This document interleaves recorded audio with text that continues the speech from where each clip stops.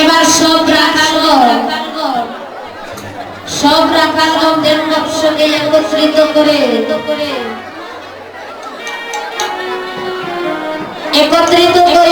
তারা গোকুলের দিকে চলে যাচ্ছে।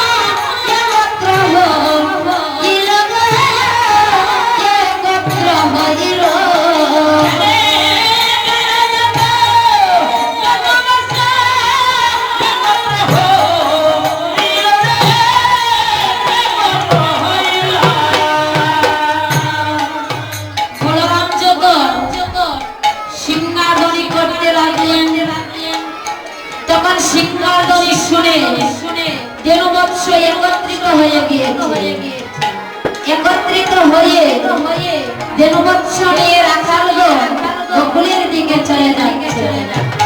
আর এদিকে মা নন্দরানী শূন্য গৃহে বসে বসে গোপালের জন্য কাঁদছে।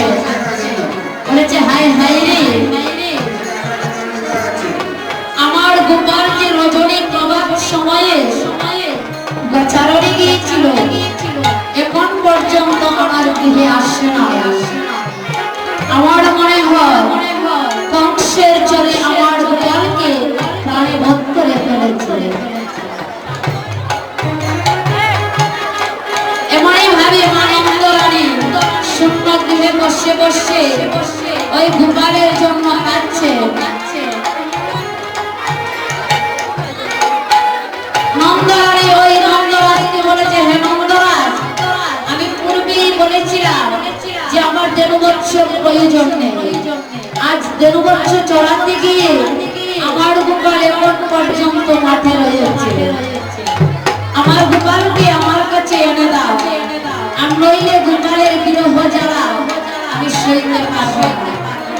এমনই ভাবে মা নন্দরানী গোপালের দুঃখ প্রকাশ করতে লাগলেন। আর এদিকে আমার ভাই আমার দেববৎস নিয়ে নন্দালয়ের দিকে চলে যাচ্ছে। তারা কেমন করে চলে যাচ্ছে? সে তো কান্তি আগে যায় বলরাম,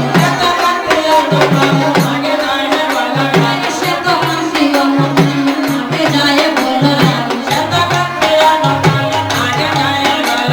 উন্নত কানে নবগণ সামগ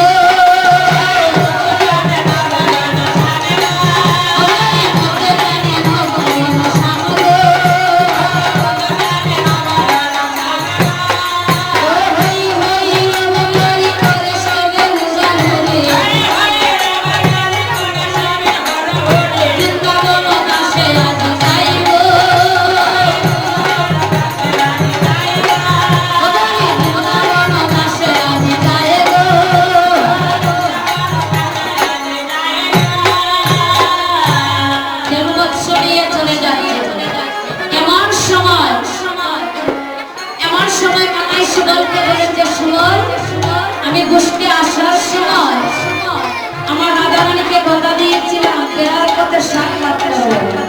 এখন আমি যেভাবেই হোক রাধারানীর সঙ্গে সাক্ষাৎ করতে হবে। রাখালগণ বলেছে, কানাই তুমি তোমার রাধারানীর সঙ্গে সাক্ষাৎ করে নিয়ে আর আমরা দেববৎস নিয়ে চলে যাব। এবার ভাই কানাই দেববৎস ওই সখাগণের হাতে সঁপে দিয়ে মাথায় একটি পাগড়ি আর হাতে একটি রাখালের পাঁজুনি, হাতে একটি পাগড়ি এতে রাখাল বেশে ওই রাধারানীর মহলে চলে গেছে। আর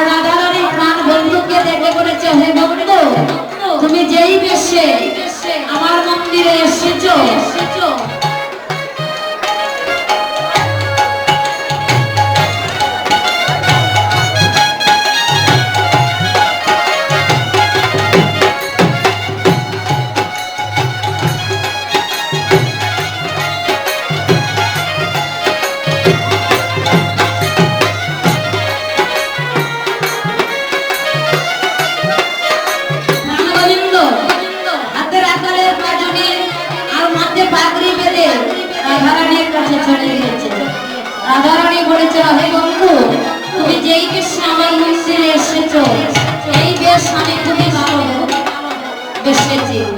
তুমি আমার মন্দিরে আসতে হলে তুমি ওই না বেশে আমার মন্দিরে আসবে। ও তুমি ওই না বেশে ওই না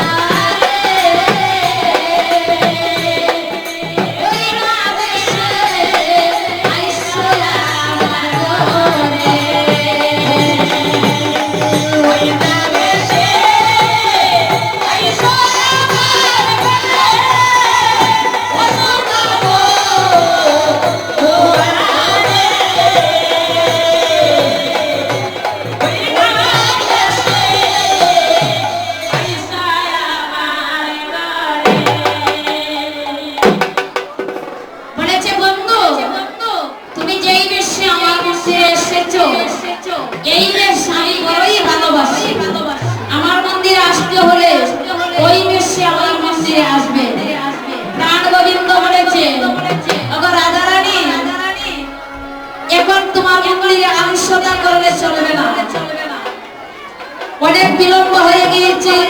আমার মা নন্দরানী বর্তমানে চেয়ে আছে, আর বিলম্ব না করে আমি মায়ের গৃহে চলে যাই।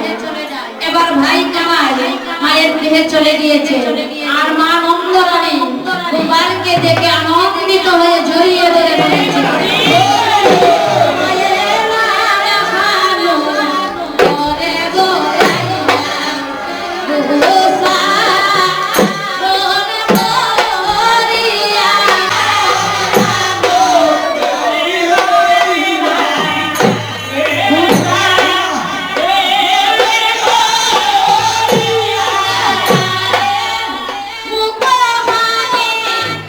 মুসা